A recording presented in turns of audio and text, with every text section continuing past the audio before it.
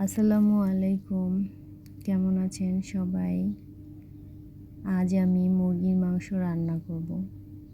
তো আমি প্রথমে মশলাটাকে ভালোভাবে কষিয়ে নিয়েছি। কষানো প্রায় শেষ।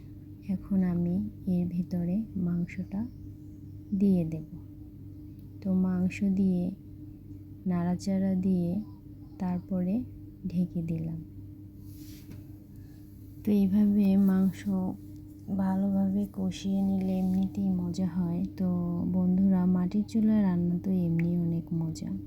তো যাই হোক, এর ভিতরে আমি কিছুটা আলু দিয়ে দেব।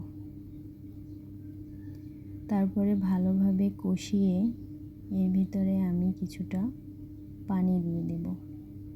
তারপরে এরকম প্রায় হয়ে এসেছে আমার, দেখেন কীরকম হয়েছে অবশ্যই জানাবেন।